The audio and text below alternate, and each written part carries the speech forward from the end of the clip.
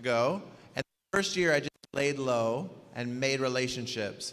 And the next year I built stealth mode, and we were looking for a community to connect with. And I reached out to Polygon, Phantom, Avalanche. We also reached out to Binance, and we reached out to EOS. And the experience that I personally had with EOS was much different than the other communities. There was live support and online support, and they immediately brought us into an incubator, and they gave us, as a new company, an opportunity to grow. Resources, help, go-to-market strategy, and they told us what not to do, and they were very candid. And our company was able to launch this week at Blockchain Week due to the help that we had in Helios. So I reached out to Brock, and I said, Brock, you know, more people need to know about what's going on. There's a lot of people out there that are building in the bear market that are struggling. There's a lot of people out there that don't know what's happening and the good that's happening. And I wanted to be able to champion a movement so people understood what is happening in the community, and so they had access to the same resources and help that we had. So we've put together a panel of speakers today that have been with EOS since the beginning. And their experience and their story is probably the second best story in all of crypto besides Bitcoin. Because what they've gone through from beginning to the middle to where they're headed is really, really beautiful. And we're gonna have a topic and be able to discuss that with them so you guys can hear from them. So I would like to introduce Luke Stokes, the managing director of File Protocol, who's gonna join us today. Let's give him a round of applause. Yeah, that's it. And it also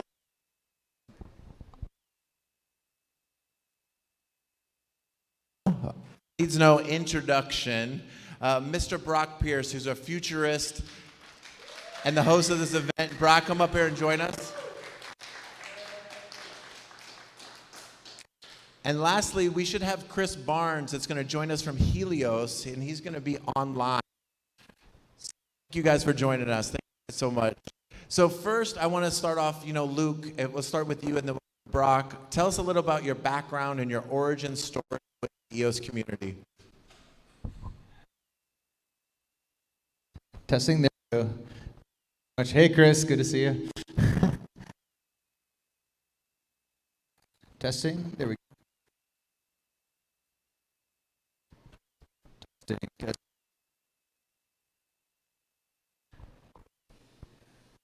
The light's on. Battery issue, or there we go. All right, let's give it a shot. I get very excited about the EOS community because I had been previously involved in the Steam community, which eventually became the. There we good. All right, came the peak. And we can try over here. If we put a chair over here, would that be any better? Yeah, let's try that. Testing. 1, 2, 1, 2. This is an old design template, that spot right there. You never know. But I got really excited about the potential for a blockchain that could actually do cool stuff and not be hindered by the gas fees, by the lack of performance, by the inability to do really cool stuff. And so I kind of came in through the Steam Hive community, and it's another invention by Dan Larimer. Prior to that, it was also BitShares. And through that process, that community started building, and I had groups of friends of mine that were block producers or validators on the Steam community that said, hey, we want to participate in this next new project that Dan's doing. And through that, I got involved with something called the EOS DAC, which was a decentralized autonomous community creator. We built the DAC factory. We also wanted to be a community-owned block producer. We got Max Infeld in the crowd here. He actually launched the first DAC on the EOS chain prior to beyond EOS DAC with the Crown DAC. And he did it here. So he did that here in Puerto Rico, which is pretty awesome. It was a pretty funny story because it was like, our software's not ready to launch a DAC. We're like still trying to, and he's like, dude, we're gonna do it now. It's awesome. We gotta make it happen. We'll be your guinea pigs. And they definitely were. We had a lot of challenges, but it was super fun.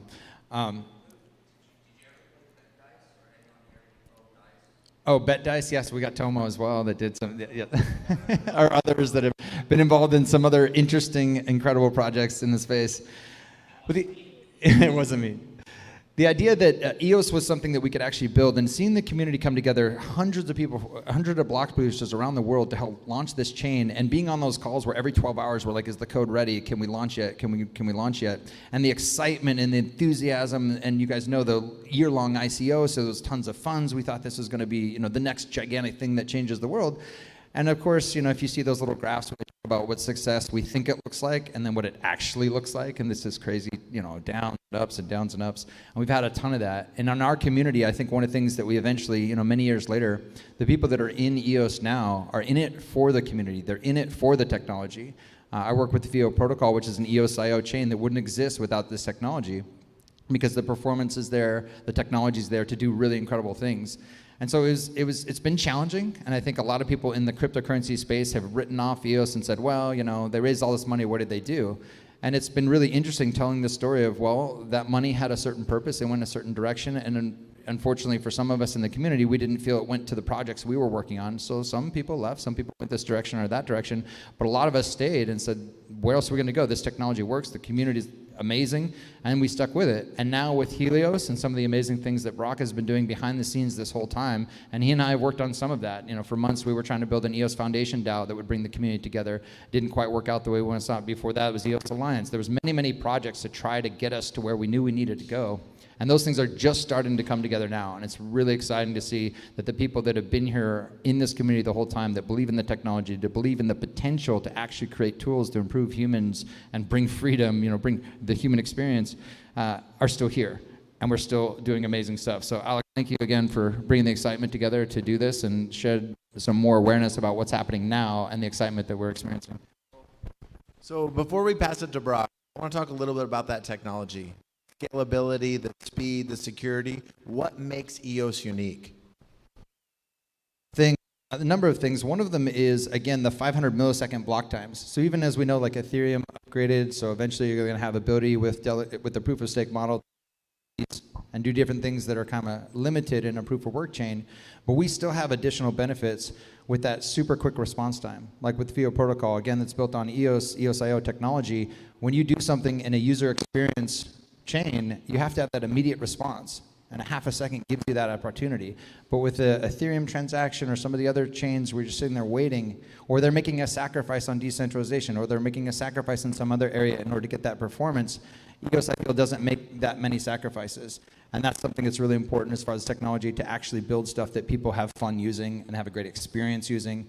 So for me, it's combined with the unique resource model that you can do a lot of really cool things with RAM and CPU bandwidth, things of that nature. And it's also just the ability to do something new. I think it's a big part of it as well. Like we're not using EVM, we're not using some of the languages that have some limitations. We're using languages that have been proven throughout the technology industry, C++, those type of things, that enable us to build really solid software. So Brock, we would love to hear your story with EOS. You helped a lot of companies start, innovate, and grow. What has been the origin story with EOS, and kind of the behind the scenes where it's at? Well, I guess it goes back to Cali. Brendan Bloomer was working with my company in 2005, and then I acquired his company when he was 18 years old. And I put him in charge of running a division of my gaming company, buying and selling virtual characters or avatars. So if you were in World of Warcraft and you leveled up to whatever, or you were in EverQuest and you leveled up to level 60 or whatever, and you decided that you were going to retire, you could sell your character. And so he ran that division of my business, which was I think like a $5 million a year kind of department. It wasn't a huge business, kind of complicated, because the game companies didn't like you selling your account and it's attached to your KYC and identity. It wasn't alienable like the currency that was more fungible. it didn't have these sorts of things. But it was a little department, and it was profitable. I think Brendan was making me $1 million, $2 million a year. And eventually he went off on his own and then went on and built another company and another company. And, Brendan would come see me every now and then. He was down in Los Angeles with me, I think in 2014. And I took him around, showed him what I was up to, and he's like, I'm going to go back to Hong Kong and sell my company or replace myself, and I want to come be your chief of staff. And I want to be just full-time by your side, as this new industry emerges. And then he went home and got caught up with his things, and then I think there was maybe even a second time, I can't remember. But then I used to teach at the Singularity University, and I was asked to come teach in India at the first SU India event, and Brendan lived between Hong Kong and India, and so we got there, and he blocked out his calendar to be my driver and basically chief of staff during my time in India, and started, he was working on my presentation and my educational material. And I had been in Amsterdam immediately prior to that trip for something, and I don't remember what it was. But I asked Gavin Wood, Dr. Gavin Wood, who wrote the Ethereum yellow paper and coded all the original Ethereum code before he went off. And Gavin was about to have his first child, and his 9-month pregnant partner was like, get on a plane and go, where? I got to go see Brock. And she was not very happy about it, but he's like, I'm going to take the last flight of the night, and I will take the first flight in the morning back. So you'll go to bed and you won't even notice I was gone. And so Gavin's like, guess it's an all-nighter. And so Gavin gets in like 11 p.m. And by the way, funny enough, if you actually go back and look at Gavin's GitHub and all of his GitHub repositories, you'll see during the entire creation of Ethereum, he was pretty much coding all the time. And there's a few moments, there's a few breaks in there. Every single one of them was with me.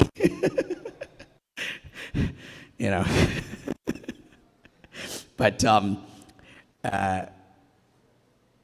Ethereum had just gone from $1 to $2, and then from $2 to $4. And so over the course of that evening, I decided to implement a strategy to corner the market on every AMD GPU that was the most efficient miner for mining Ethereum, because the price had just moved, and so I had orchestrated a deal with the 3 wholesalers and then bought out all the retailers like Newegg and otherwise. And so I get to India, and Brendan, I'm explaining I'm cornering the market on all Ethereum mining. You're getting, by the way, stories that I'm giving you things almost no one has ever heard any of what I'm telling you. This is the good stuff. I'm cornering the market on all mining, and here's the thesis, and Brendan, agrees to put $1 million into the Ethereum play. We ran out of, we built a mining operation, crypto mining operation in the U.S. up in Wenatchee, in the center of Washington State, where you had cheap hydroelectric for between 2.4 and 2.6 cents per kilowatt hour, but you were capped at megawatts. But back then, 10 megawatts was a lot of electricity. Back then it was a big deal.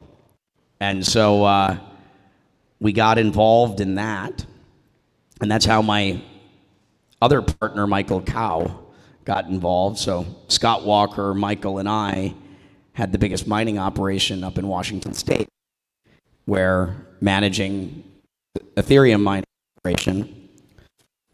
And so Brendan had kind of gotten interested and then gotten busy, gotten interested, gotten busy, but now he's got $1 million invested in Ethereum mining. And that's begun his own obsession. That finally got him to like cut the cord, you know, take off his, I wouldn't call them golden handcuffs, but you know, whatever, his copper or silver cuffs that he had been wearing. And so then he was ready to actually enter the business. And that eventually led to identifying Dan Larimer. And he spent like a month in a hotel in Blacksburg, Virginia, you know, convincing Dan to do his next project with us. And, you know, this is how EOS was born, and Michael Kao was one of the lesser known, you know, founders of Block One, and myself, and that's where Block One and EOS came from. That sort of long story arc, and actually a lot of the people that worked for in the beginning were my gaming team out of the Hong Kong office, which is why it's all in Hong Kong. Brendan was supposed to go to Stanford, and I said, move to Hong Kong instead and come manage my. I'll teach you a lot more than that university will. I don't think his parents were too happy about it at the time. But I think the proof is in the pudding that he did very well as a result of that experience. And so that's how I ended up in the project. Obviously, you all know the story of the ICO, the disappointment. I left Block One to go join the community, do the things that the company couldn't. Specifically, I wanted to make sure that the network launched, and I wanted to go do the things that didn't belong in the one large company. In the spirit of decentralization and distributed systems, I didn't want a Block One, you know, controlling the whole ecosystem, so I have to go do what I do best, which is plant the seeds to grow all the other necessary trees. Luke and I worked on what I saw as kind of the next most important thing, which was to create the EOS Network Foundation or EOS Foundation or EOS Alliance. It had a bunch of different names. Brendan, you know, agreed that this needs to be done, and so we went to do it, and then they didn't show up with the reinforcements that we had agreed to. And this is kind of the story of my life in a lot of ways. I take the beach, take the hill, expecting for reinforcements to arrive, and then I find myself alone in the future, waiting for years for the rest of you to show up. It's a pretty story.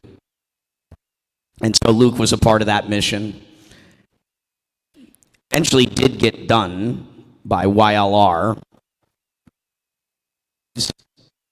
And actually have worked on doing that with him. I don't think we need to get into that story. The last thing I did at Block One was to set up EOS VC. And I brought on Eric Schmidt to give them $50 million, brought on Blockchain Capital. Brendan's like, can you get Novogratz? No problem. He was given a larger check than I thought the project should do. My view was that EOS VC should help seed a dozen or 24, basically, autonomous groups on a geographical basis, so that you have like EOS Argentina, EOS Brazil, EOS UK, Germany, and to offer them, $10 to $25 million commitments that in the form of matching funds, so that they also have to go out and hunt. A lot of those offers to people and see which of them can actually then raise to get a multiplier on capital. It also is a forcing function that will eliminate those that are not capable to raise or probably not that capable to deploy either. It's a good way to weed out those. But I left right after starting that, and that didn't go the way I had hoped. And in the end, one found itself dealing with regulators, having been the biggest deal ever, that caused immediate scrutiny to exist versus the long arm that is often very delayed, which really gave the compliance and legal department so much authority. The main thing that caused most of the problems. It's very easy for all of us to like point fingers and play the blame game, having been there and understanding the seriousness of what that means. Empowered, and it became compliance driven and legal approval driven, that you really couldn't be the entrepreneurial sort of startup that you needed to be. And obviously, a lot of other things coulda, woulda, shoulda have gone certain ways. But to fast forward to this point, I'm in my EOS shoes. I also was the one person with the relationship with Frank Chester, which is the logo of the chestahedron, which is the sacred geometric shape of the heart, which, if you're not familiar with it, is actually, for any of you that are into geometry, it's a fascinating discovery. And so, this is a project that's near and dear to my heart. Like everybody in the community, I felt powerless, though I did work quietly, tirelessly, and I finally just got so frustrated by the fact that I couldn't get the things done that I wanted to see done here, that I made a really big bet. I took, let's just say, $100 million of my stock in Block 1 because I didn't want to profit from the company at the expense of the community. It isn't in my ethos. It doesn't align with kind of like, I want to win with you or lose with you. The idea that I get to win while my community loses, of which a lot of it came from my reputation. I had a deal with Block 1 to trade all my stock for EOS tokens and said, ride or die. And it was a year ago here in this building that, all done, we're going to host this announcement.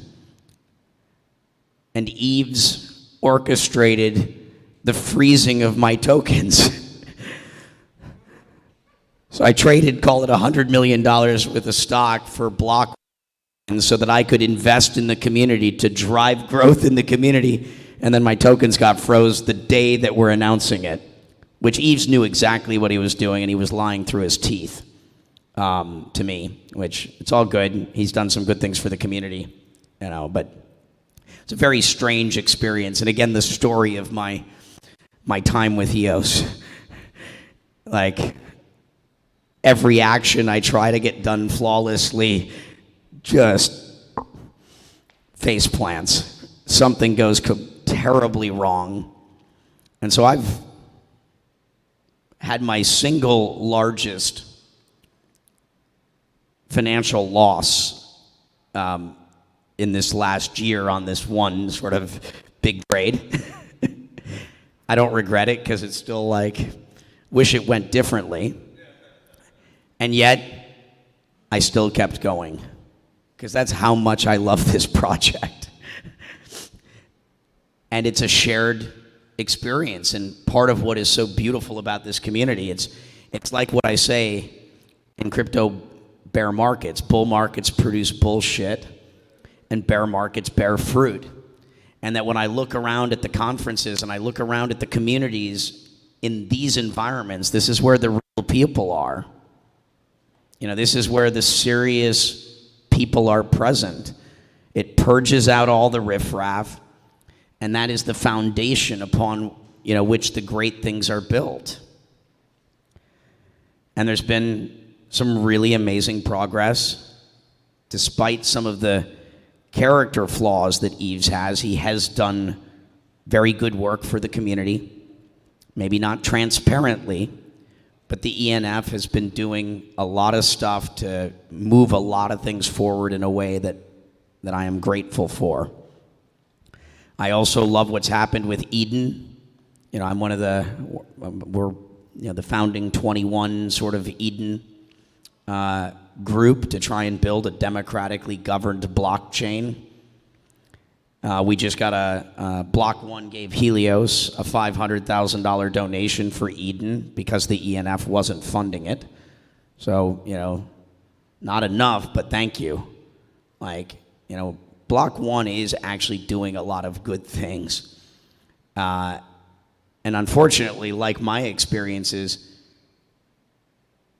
the good things they want to do and the effort they want to, the actions they want to take are being inhibited versus being supported. Bullish actually is something that could be very good for the ecosystem. Voice, you know, which no longer even works on EOS, could have been a very good thing. And it's unfortunately, you know, the lack of gratitude for the good things that people do, and then the overly focusing on the cancel culture and criticizing the mistakes that people have made, you know, versus in positive reinforcement, encouragement to get the best out of people. You know, when all you do is you criticize, you get the worst out of them. It's actually the opposite. You know, it's a good lesson in life. It's like Pavlov's bell and operant conditioning or raising a child. You reinforce and praise the good behavior that you want to see more of. You actually, when you overly criticize people for the things you don't like, you tend to get the opposite reaction in many instances. So, trust EVM is something I've got questions about. If anyone here has answers, you know, what's the status of that happening? Because that's a critical component. I've also supported Wax and Telos, and Ben Sigmund had to fly out, but Libre. And there's so much more. I was an Eden chief delegate, so I've gone to serve there. Helios exists to invest in the ecosystem, though I've been funding the Helios work and running an incubator and doing all of these things, though I didn't get the tokens to actually make the investments. I could go on, but you know, this is an insider community, and so I, you know, feel like just giving you, in the spirit of transparency, some details and let you know how I feel, which is optimistic. Like, feels like Return of the Jedi or something. It feels like we still might get there, even though we had by far the best technology, by far, vastly superior to pretty much the entire industry for years.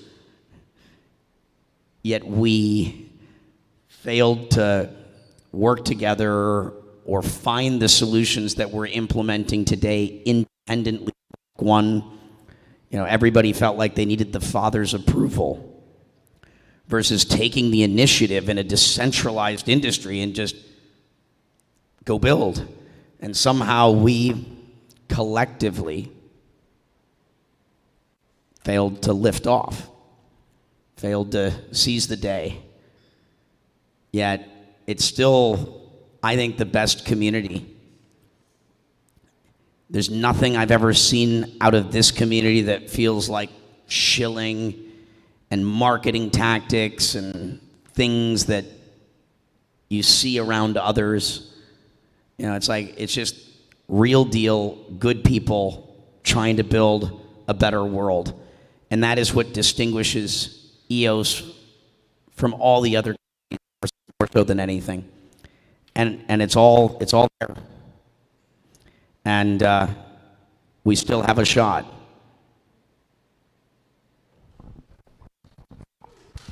Thank you, Brock. So yeah, they had the largest ICO raise, and it didn't end up the way that it needed to be, but the community rallied together and actually took back control of the chain. And they launched a really intelligent design for a comeback. And I actually want to bring it to Chris Barnes. Can you hear me, Chris? Yeah. Yep. Can you talk a little bit about how the community was able to take control of the chain, and then a little bit about Trust EVM, Yield Plus, and Recover Plus, so you understand what is happening now since community has really gotten more involved? Yeah, so thanks for putting this together. Hopefully my audio is coming through okay. That's an interesting question, how the community took back the chain. I don't know if I think the community is still in the process of taking back the chain. So the Eden community, which is what I'm a part of, it's the only reason I'm on this stage at this time, is because I'm the definition of a true, not nobody community guy, loved the story, loved everything that was going on, philosophically into blockchain, got into Bitcoin for philosophical reasons, got into EOS because of the philosophies behind how he carries himself, and Dan Larimer's stated mission of securing life, liberty, property, and justice for all. That's what brought me into this. And so I was following along, disappointed with what happened with the funds from B1, and like everyone else. And then basically Eden came along, and this Dan, being the ingenious inventor that he is, came up with a really ingenious mechanism to come to consensus amongst humans, this human consensus layer that seems to be missing from a lot of blockchains. We have this very cold, hard, algorithmic computers making the decisions. Delegated proof of stake is no different than any sort of plutocracy. The wealthy can control things. And that's still not really achieving the philosophical intentions that I'd like to see manifesting. And that's an expression of individuals, the community really having a voice and having power. So to your question, the community taking over the chain, yes, there was the current status quo of block producers who froze a bunch of tokens that Brock mentioned that I don't agree with. I didn't agree with that freeze whatsoever.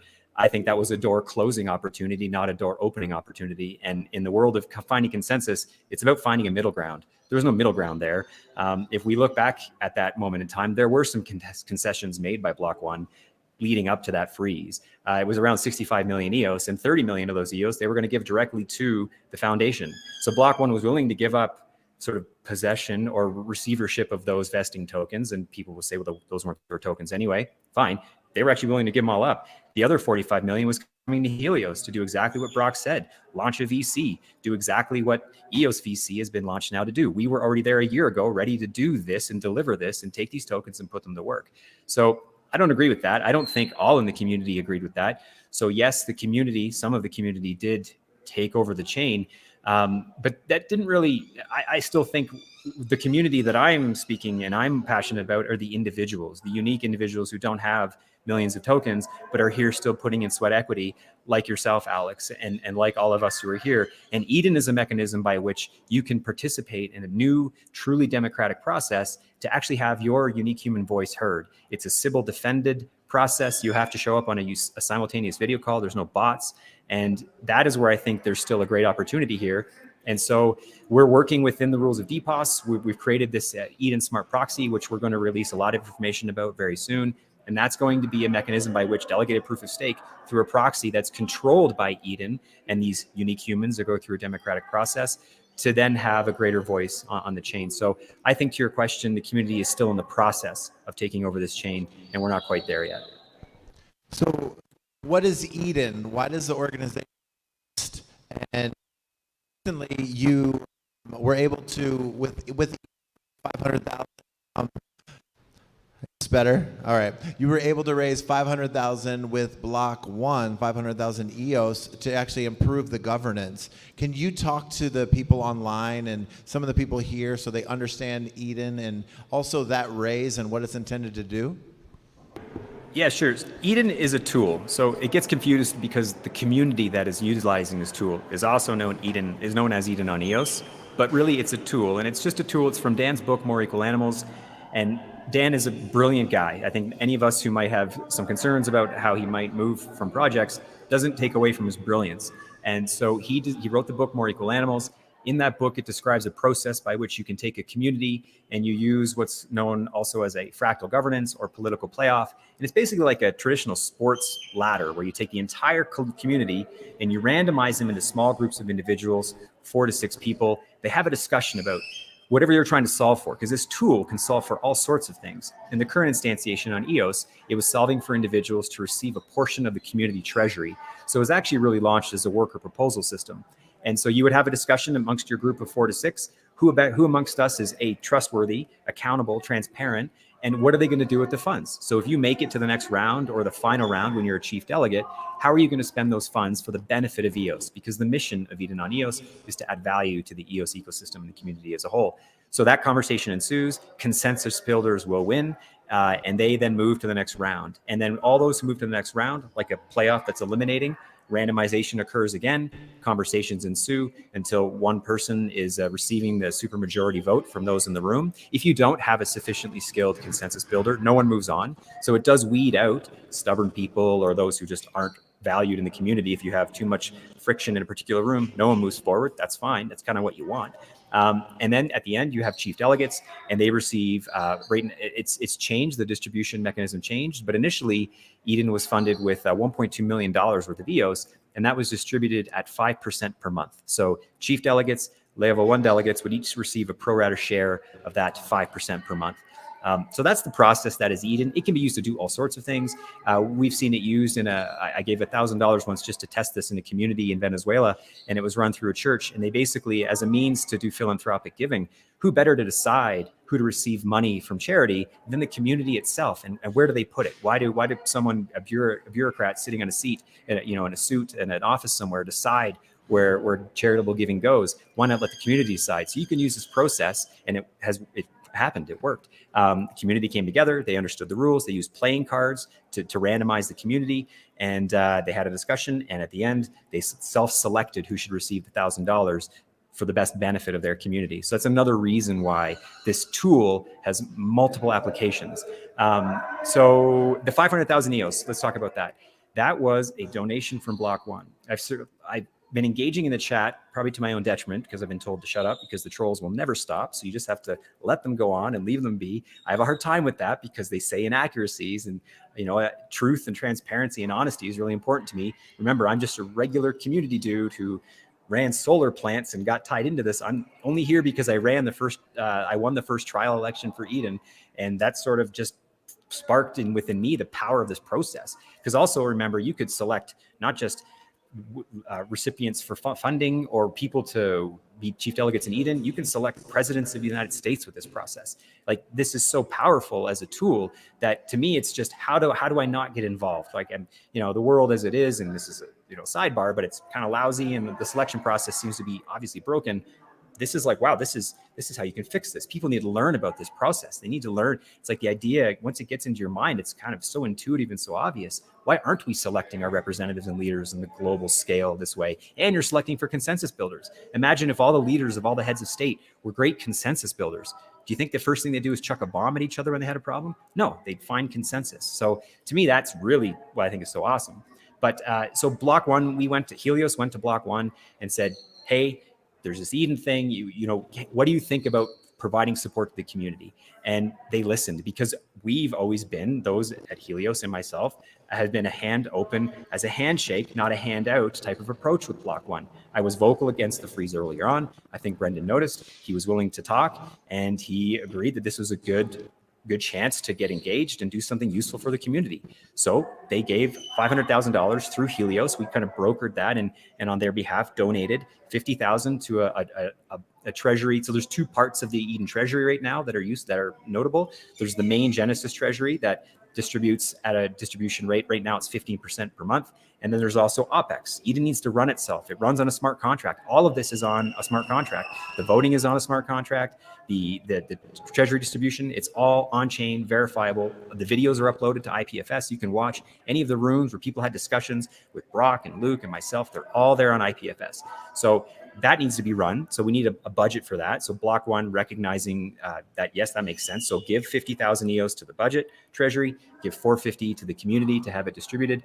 And I think it's what we have in the press release is, from my understanding, exactly why Block One supported this. They want to support decentralization in the community that is and what can be possible on EOS. And they see that this Eden process, this tool, this community has something powerful there, and they want to support that.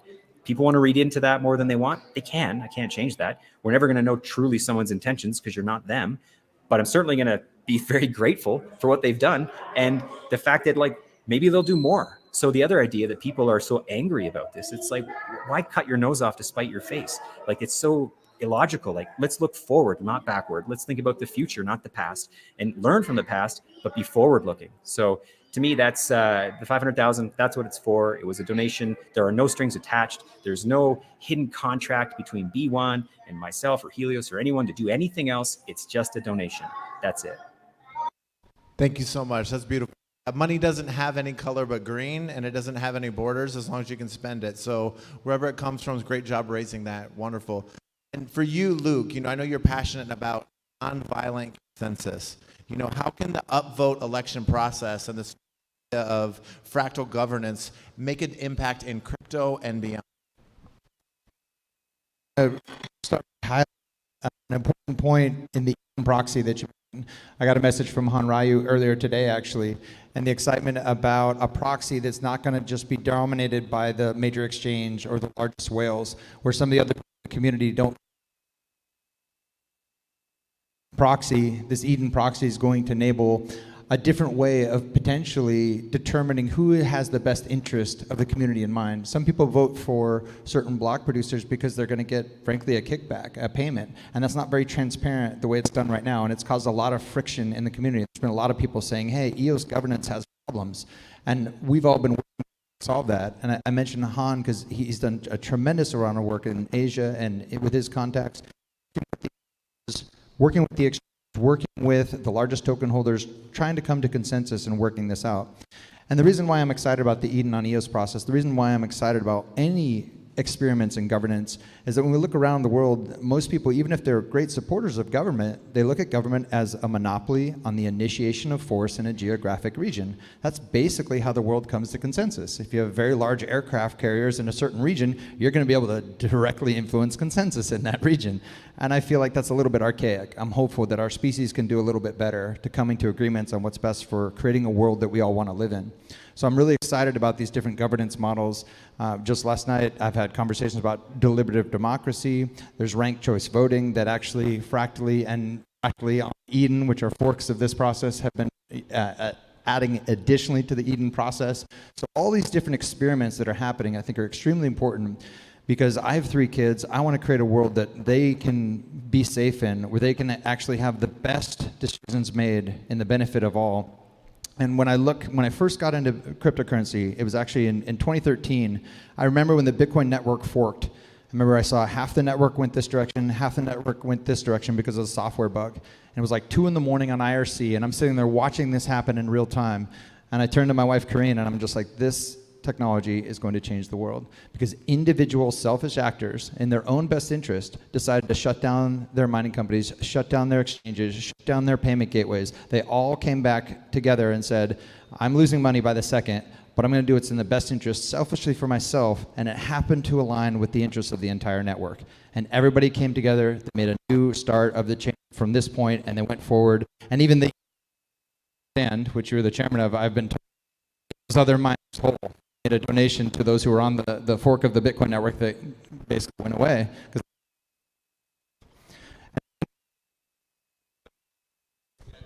Let's try this. Okay, fantastic. So the mic is over here.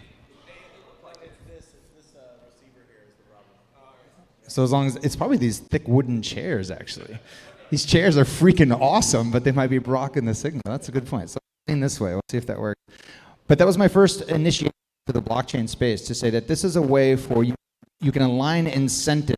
Instead of trying to motivate someone to act a certain way, you can set up a system where they're going to act the way that they want to act, and that's going to align with the whole network. And the only way that comes about is by continual experimentation on governance models. And we haven't really been allowed to do that. You know, democracy was the last big one, the United States coming up with representative.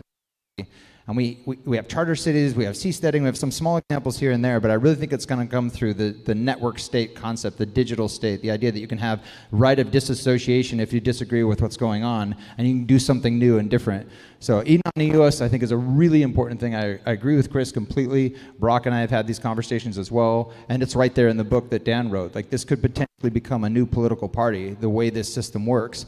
And there's many other experiments going on as well. In the communities I've been in, even when people get really excited about a consensus model, you give it a year or two and they start to realize, it's just centralizing. It's becoming a plutocracy. It's not as decentralized as I thought it was. We're not actually having the community represented like we originally intended. And I see this again and again and again. I won't name projects because I see it in all of them. So if you're in a project and you've been there for a while, you know what I'm talking about. So that's why I think we have to continue to innovate, continue to try new things. And I'm frankly excited about a method that says we're not going to exclude the investors, the people that are bringing lots of wealth into the ecosystem in the governance process, but we're not going to let them dominate it either. Everybody needs a voice. And if that's one thing I've heard you say, Brock, consistently over and over and over again, everybody needs a voice. Everybody's voice matters. Beautiful. Thank you, Luke. So Helios was started as VC company for new founders to grow. And, you know, Brock is the CEO of that, and Chris Barnes works with that. And I'm going to be a little biased here. We would not have been able to launch if we did not go in that incubator. That incubator changed the game for us. The knowledge that they dropped on us and the resources that they gave us absolutely made it possible for us to launch.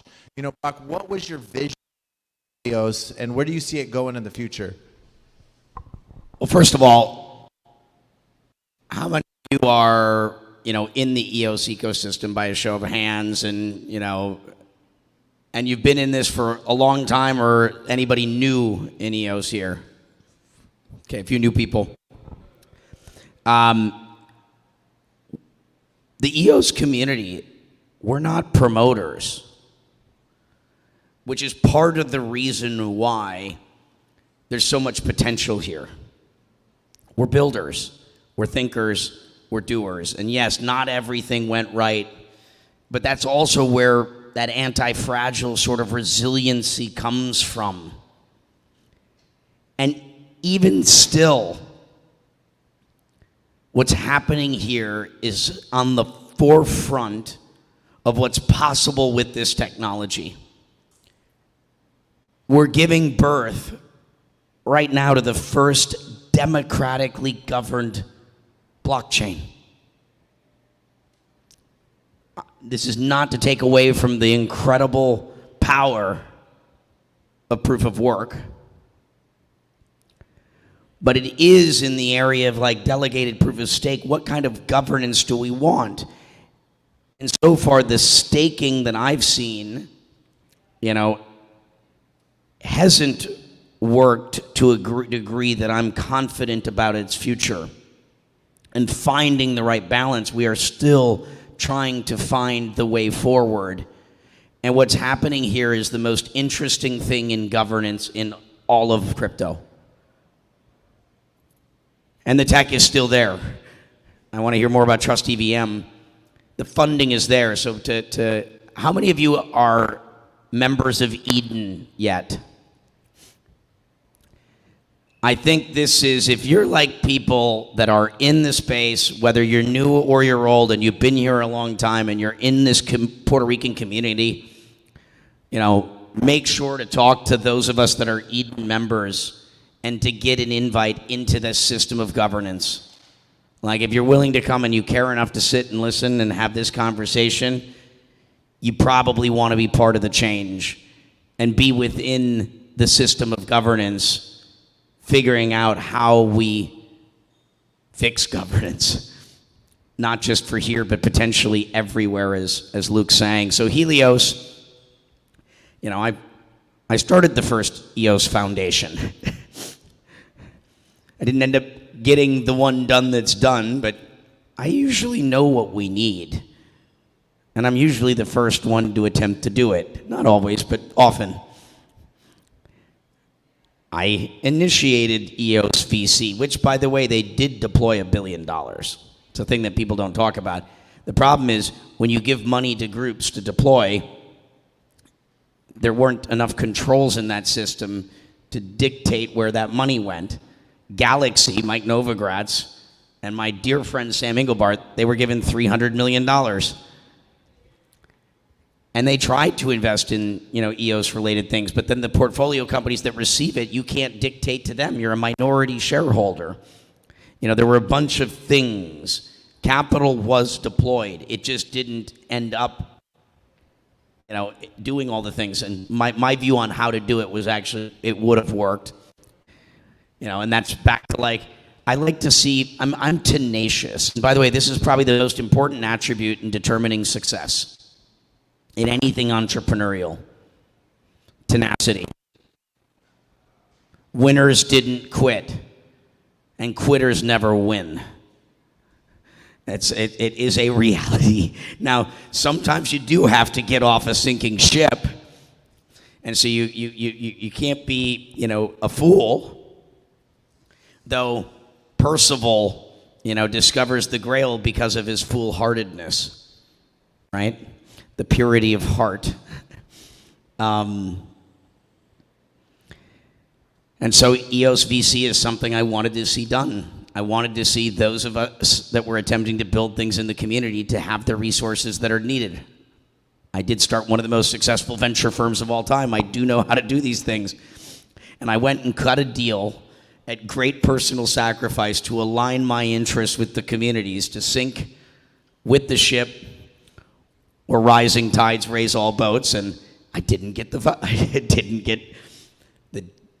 things went sideways, yet I didn't quit.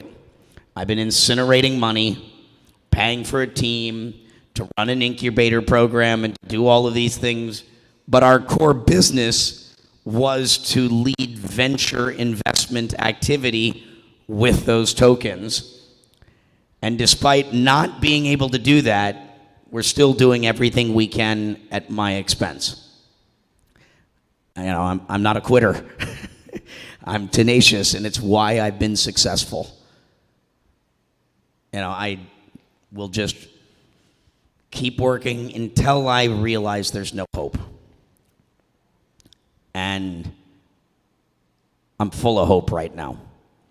There's a lot of really cool stuff going on here. We're still at the forefront of leading in big ways through what we're doing in governance. We now have resources. And as we enter a bear market, this is when stuff gets done. We'll see who comes out of the tail end of this one. I really feel like we're 80% of the way there. This EOS Proxy, the Eden Proxy, if that does what it's intended to do, the community will have finally gotten control of this entire ecosystem.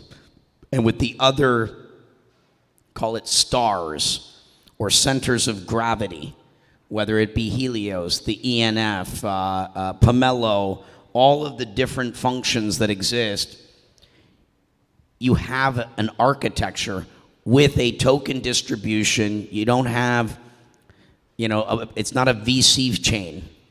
You don't have one venture group or a group of small investors that control the tokens.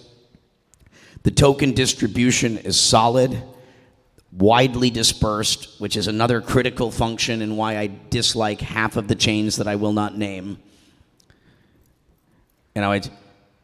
This is in terms of fairness at the time relative to everything else. A lot of it was done right.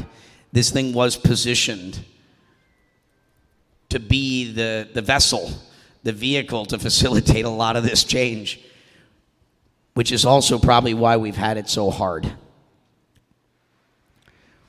When you really stand at the threshold of changing a lot of the things in the world in which we live, there are forces at work to stop you. And part of my conviction also comes from I know this. And that sort of opposition gives me some more conviction. Like, it's only this hard because it's that real.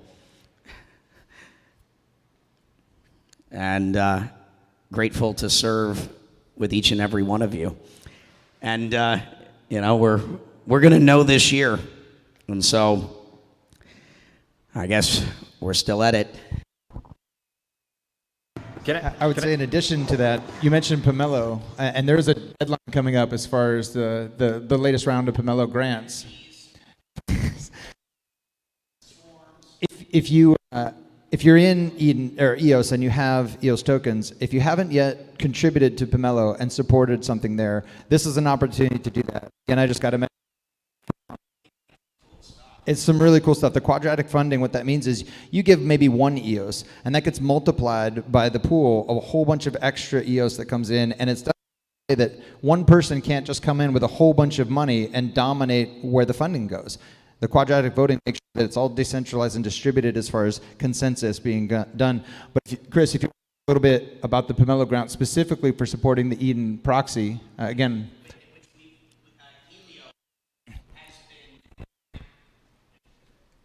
And maybe you want to talk a little bit about the incubator program since it's been mentioned, and talk about what Helios does in the context of Pomelo. And I think these are important things. The problem with EOS VC was too much money was in the hands of too few, and when you're asset managing, you have to write big checks.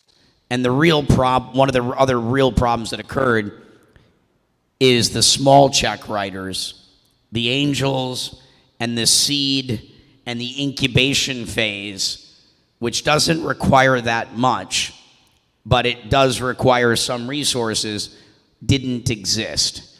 You had the Series A sort of like capital formation infrastructure in place, but those groups don't do seed funding by design. And that's just one of the things, and why, even though we're not here to do this, call it the Series A type financings in the ecosystem, it doesn't take much to help with incubation and the seed phase of creation.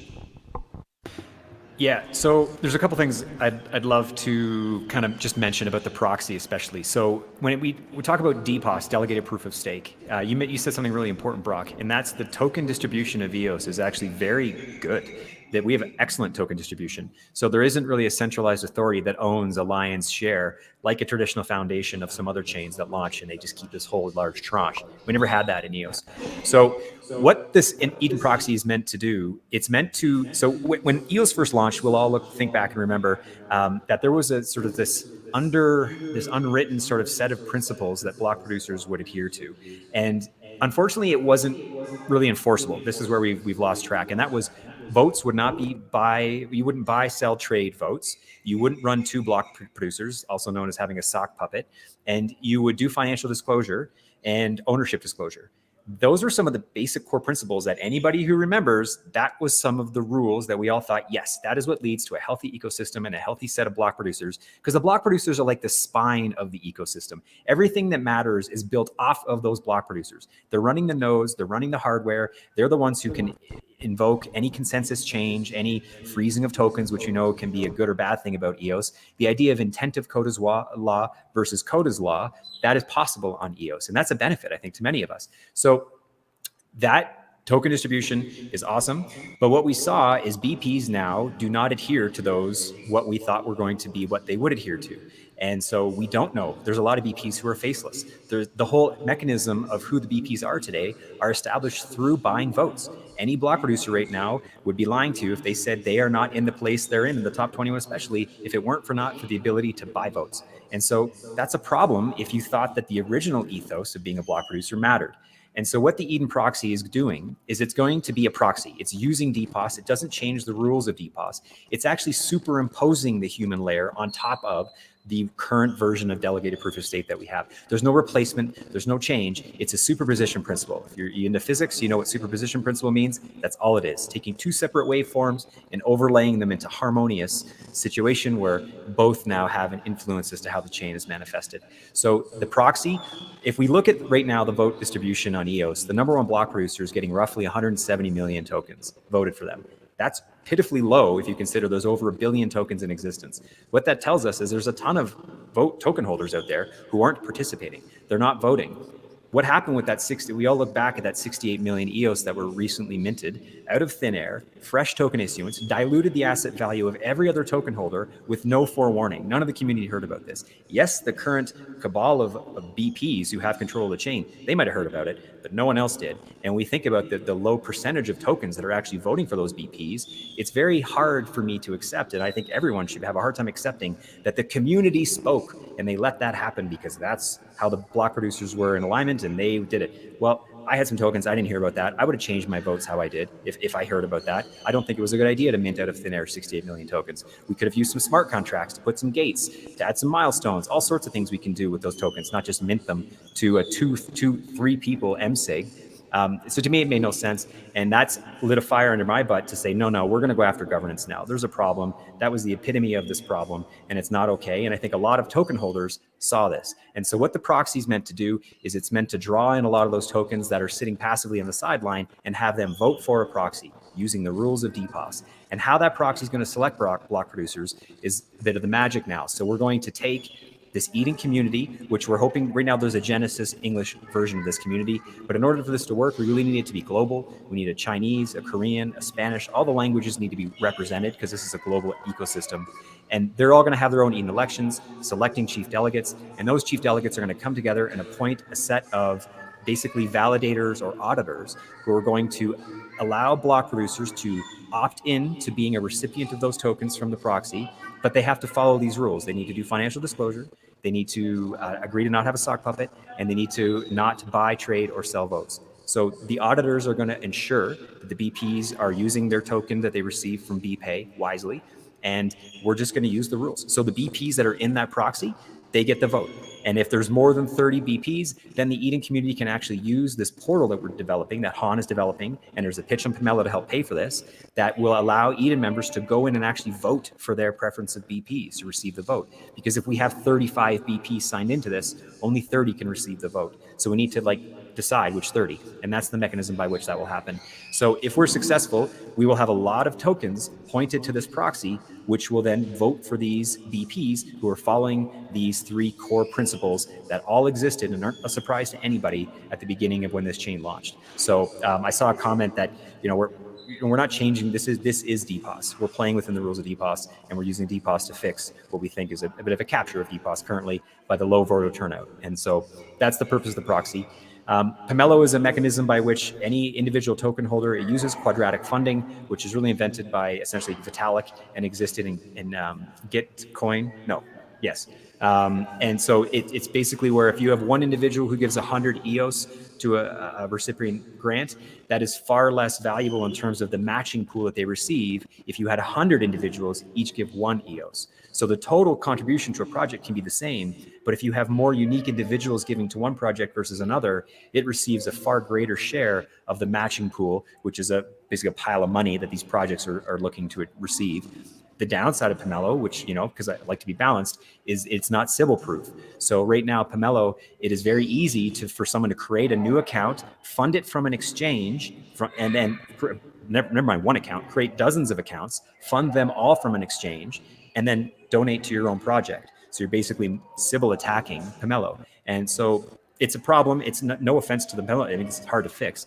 What I hope Pomelo will start to use is Eden. So Eden has a Sybil protection mechanism, and Eden isn't being leveraged now in the Pomelo ability to sign in with my Eden account, and then when I vote for or donate to a project, I should have a greater weighting applied to my donation versus it could be a bot or a Sybil account. So I know that they're aware of this with Pomelo team, but they want to have a global set of Edens to make this fair. And that's what we're working on. Part of a lot of us now, the chief delegates, the 5 of us, very much agree that we need to spur the incubation and the development of these other Edens. And I think part of what Block One's money coming into Eden will do is give us extra capital to work with now to spin up these other instances. Because like I said, they don't just run in thin air, they require infrastructure. That infrastructure has cost. So I think we'll see that happen. And Pomelo is absolutely a wonderful tool. We do need to fix this Sybil attack, because if you look, there is some Sybil attack happening. I mean, it's pretty clear if you look at the top projects that are receiving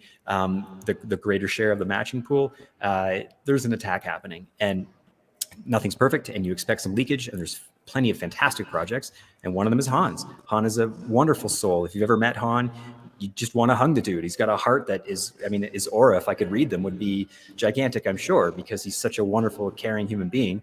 I love that guy. And he is really a lot of the reason why I'm pushing so hard in this Eden proxy is because Han started it. This is his sort of baby coming into fruition. And so those who are, if you have an EOS account, head over to Pomelo, look up Eden Smart Proxy, and give one EOS. It doesn't take much, and it's all about unique individual accounts. If we had 40 people, just that's it, 40 would be enough to really give an outsize, and just one EOS each would give a huge boost to this proxy, and having enough money to get. The other thing about this proxy is it is going to run on a smart contract. So what we're looking to do is take part of the network inflation and redirect it to the proxy. So when token holders stake to that proxy or point their tokens to that proxy, they receive APR. Another one of the big problems that BPs face in EOS is they pay around 80% of their block reward to the token holders that are voting. So they're selling their vote. They're basically paying for the vote directly to the token holder, which is a huge moral hazard. Now a token holder isn't making the decision on who the best block producer is in terms of infrastructure and how they're giving back to the community.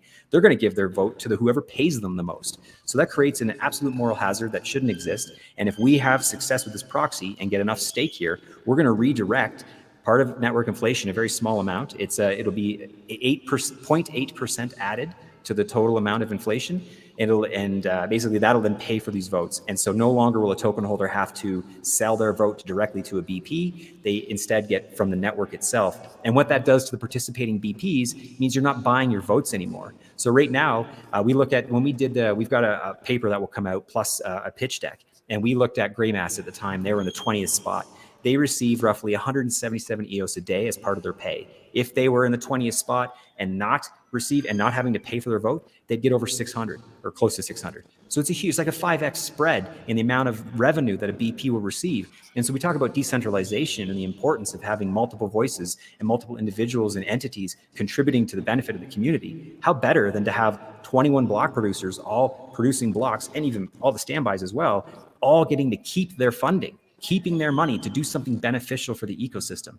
If that's not better for EOS, I don't know what is. So that's really what we're trying to do with this proxy. And I really hope people support. Go to Pomelo, pomelo.io, type Eden Smart Proxy. You'll see it. It's very easy. It's not complicated. You asked about Helios, so I'll just finish up. Helios, we're an incubator. We do lots of content. We do a top 5 moments of the week in our Helios channel, YouTube channel.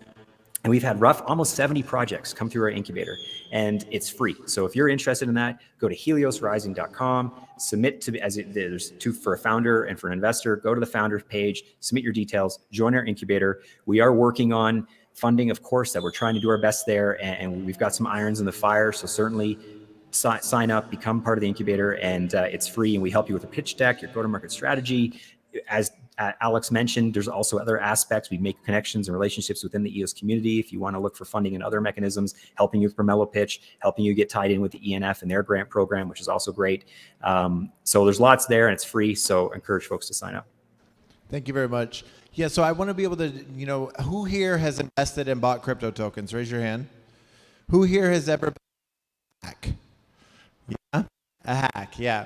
So, EOS recently created a technology called Recover Plus, where they can recover funds from a hack through a governance process.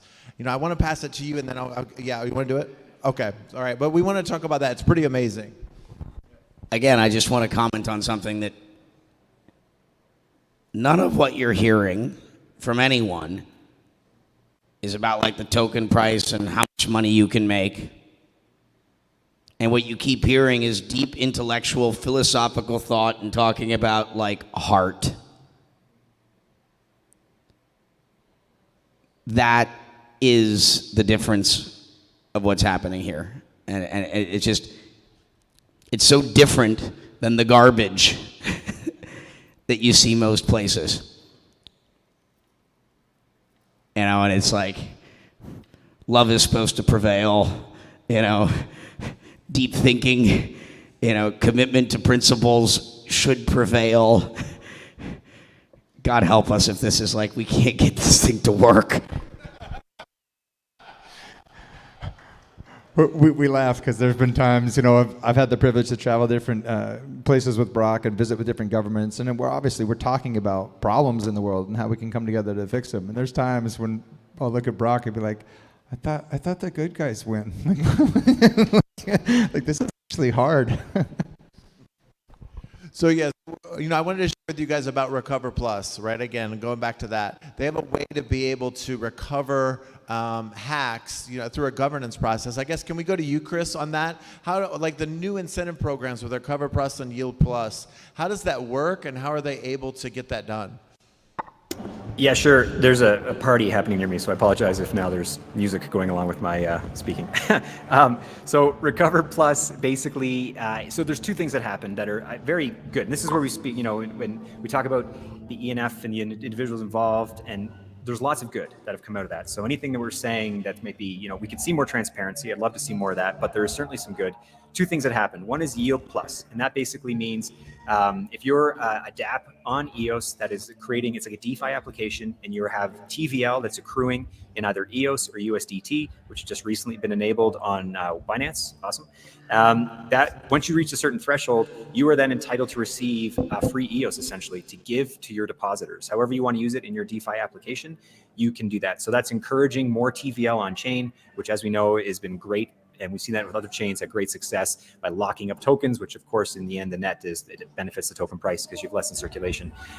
One of the so Recover Plus goes in tandem. It's paired with Yield Plus. So in order to qualify for Yield Plus, you need to sign up for Recover Plus. And what that is you need to do KYC with your DApp, and you basically sign into a program where you have the ability that if your DApp becomes hacked, if there's basically an exploit or a hack or some sort of malicious event, and you want to try to prevent those tokens being moved around on the chain, you can submit a petition or a form to the Recover Plus program, to that platform, where the BPs are now paying attention to that, and it's now a relationship between the Recover Plus team and the top 21, where the BPs can now intervene to freeze an account, for example. So you've been hacked for $4 million, whatever, the BPs can be notified and they can freeze the keys to that account. Nothing will happen at that point. A proper judicious process will take place. I do have some questions about that, like who are the arbiters and who gets to choose, and I think there's still some questions there about you know, who really are the judges, and great use case for Eden, just throw that in there. But in the end, it allows for dApps and applications to have an opportunity to have their funds at least recovered, hence the term Recover Plus. So this again goes into the idea that the intent of code is law is a useful mechanism that matters. And so if you have a DeFi application like yours, Alex, on EOS, there's an opportunity where if you had a bug in your code, you may not lose all your funds or your customers' funds because you can intervene. I'm really glad you asked that question. I think it's actually an incredible innovation. It's actually one that Dan Lermer invented in a sense on Steam, which is now Hive, where you could have this recovery account if you lost access to your keys. And this is things that I think every blockchain on the planet should have this. It's so really important for mass adoption and usability. And so this idea is really important, especially in the case of hacks. And it's, again, an example of we tried to do this right from the beginning. There was something called ECAF, and it was this community arbitration system on EOS that was part of the original genesis. It was part of the original design, but it was, again, back to the implementation. It wasn't quite as good as it could be. It was in the Constitution, but it wasn't clear who ECAF was. And one day, just the website showed we're ECAF, and we're doing arbitrations. And we, as the block producers, again, with EOS DAC, we were one of the first founding block producers on the chain. We were kind of given directives on, hey, you should freeze this account, you should freeze that account. And it got to the point where it was like, we don't have the transparency on the decision-making process for this, and it feels a little wrong, just freezing accounts. That's not what we thought a chain was. And in one case, for example, an exchange account got frozen. That was clearly not due diligence. It was not a hacker, it was an exchange. And so we had different situations where that process just wasn't working as we hoped. And there was a point where they asked us to change some keys, and we talked to our lawyers at EOS DAC, and that was a risk that we weren't going to take as a community. And I remember I wrote a document along with our lawyers, and we published that. And from that moment on, all the block producers basically started decaf. We just decided this is not the correct process because we were being asked to basically take action on criminal matters as if it was arbitration. And as you know, arbitration is usually between two people that come to the table and disagree and want to work it out. So I'm pretty excited about Recovery Plus as far as, again, back to the intent of Code is Law. We can, if we have a mechanism for consensus, which is what Eden brings us, we have a mechanism to say we all agree that that's not okay, that's shady, there's clearly a victim there and there's something that isn't right, and to make it right we can take these actions. But prior to that there was no way to opt in, and so now hopefully mechanisms we can make them more like contracts. We actually decide I'm going to participate, for example, being an Eden member. There are contracts to be part of Eden. You have to agree to the principles of Eden. And so I think when we're going to actually start to have contracts, clarity on what people agree to, and so if you're going to participate in a certain DeFi app or different situations, then you know this is what is being expected of you, and if something goes sideways, you know what's going to take place and what's going to happen. And back to what I said earlier, the possibility for this to be done without threats of violence, people aren't going to come in with guns, knock down your door and put you in a cage, but instead they can take your money if you were a bad actor. They're going to protect what they value. They're going to protect the community, and we can do it non-violently. I think that's really, really amazing, and that's something that we've, again, never had as a tool for global non-violent consensus. That's what a blockchain gives us, and these governance tools are going to advance that concept. So, you know, for me, looking in the bear market, I'm looking for projects that are undervalued but have the potential for growth. With the resource-based programs, the team, and the technology, I'm excited about EOS. I'm bullish on it, you know. But Brock, where do you see all of these incentive-based programs, and where do you see the team going next year? I mean, you're hearing about all the incredible development. There's a lot happening here. This is not your EOS of yesteryears. Like, wow, lot of amazing innovation here. This is as exciting as it gets. At the foundational level, like, what does the system of the future look like? How is it governed? Like, trying to solve the fundamental problems. What's the treasury look like? How is the Treasury paid, the executive branch, the judicial branch, the arbitration systems? How do we actually realistically can recover, you know, when crimes are committed? Like, as we think about how we go from hundreds of millions to billions of people participating, these are essential, foundational components that have to be solved for this to kind of be the next thing, you know, for this to really deliver the utility and the usability at scale.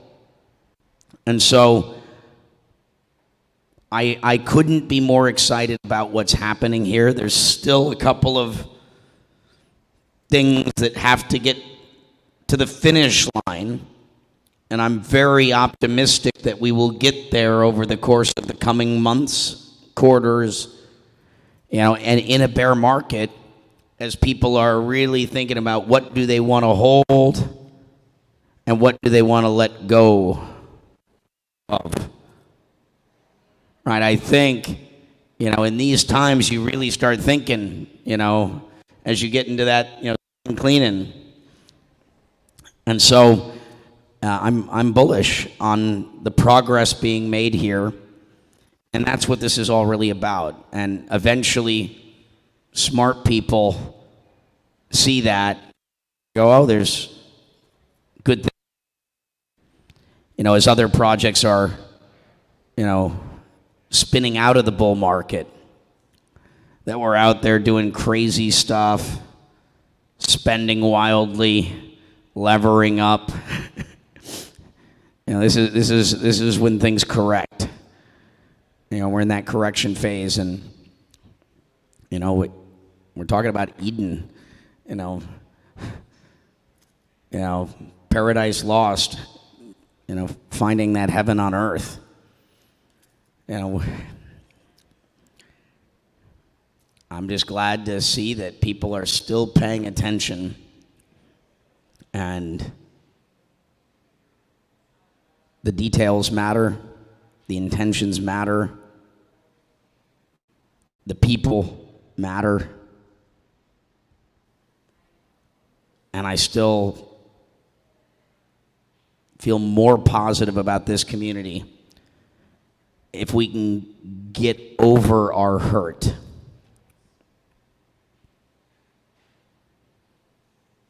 If we can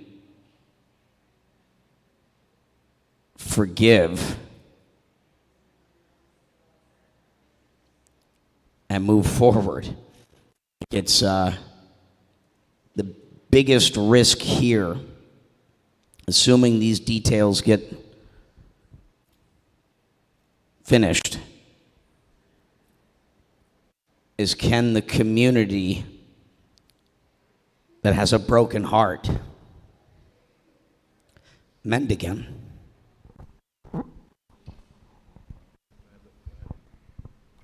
I just want to point out that oftentimes when we see a problem in the world, it's a problem right in our own heart. And there's something to that I'm fully don't understand, but I'm learning about. And that's part of that process. You know, when I look into what does it mean to become more awake, to become more aware, there's gratitude, there's forgiveness. It's always part of that process, always. We look at the world we want to create. You know, it's been said so many times by so many mystics and so many wisdom teachers. Yourself, start with yourself. What triggers you? What makes you cry? What breaks your heart? What do you see in the world that just is wrong? And then realize how you're contributing to that in some small way, and how you show up for your wife, how you show up for your kids, how you show up for your family and your community. And that's where it starts. You know, create the world you want to live in by being the person you want to be. And I think the reason I love this community is I see people that understand these principles. You know, when Brock talks about the chestahedron, it's not just some hippie voodoo geometry stuff. And there's some principles that are deeply aligned with this community as well, that are non-physical in a way, they're spiritual. They're things that really actually matter. And I've had the privilege of working with this man and the people in this community to see that. And it is a privilege, because not everyone gets to see that. Not everyone gets to see the work done behind the scenes. Not everyone gets to see the tear and the heartbreak, and also what comes after that. So I just want to thank you again for putting this on. I know it was a crazy week. This is my 6th panel. I did another talk, and I was moderating another one. I know, Brock, you never sleep. In these markets, you're constantly working. And it's like a lot of people have been working hard, and it's kind of the end of a long week here in Puerto Rico. But I'm glad we had this conversation. I'm glad you were able to share stuff that I think a couple years ago I was like, we need to tell the story. And we did a little bit last year. We told a little bit more of it in this session here. And I think that's part of the forgiveness process. And that's part of the process saying, okay, now how do we build? How do we move forward? And Chris, I just want to commend you as well. You're doing a phenomenal job in your leadership, your positivity, your excitement and encouragement. I've never had a bad moment with you, and you're always diplomatic and professional. I feel like this industry needs more professionals, people that actually ran companies, did cool things, and know how to get stuff done. And so I appreciate you, Chris. Same, we've shout out on many times, and there's so many others. I mean, EOS Costa Rica, so Gray Mass. There's so many amazing people in this community, amazing block producers, and I just, having been there from the beginning and been in the trenches as a fellow block producer, seeing the drama, seeing things not go the way we wanted to, and then seeing people are still here, it's pretty powerful. So, thanks, Alex. Give our panel applause. So I want to thank you guys. I invite you to meet one of the people that have been on the speaking panel to talk about some of the resources that are available. We're going to continue to build an EOS community after this through eospuertorico.com. And if you have questions, you can message us and we'll help you get involved with resources. But right now, I want to thank you guys for coming, and it's time to get back to the party. All right? Thank you guys so much.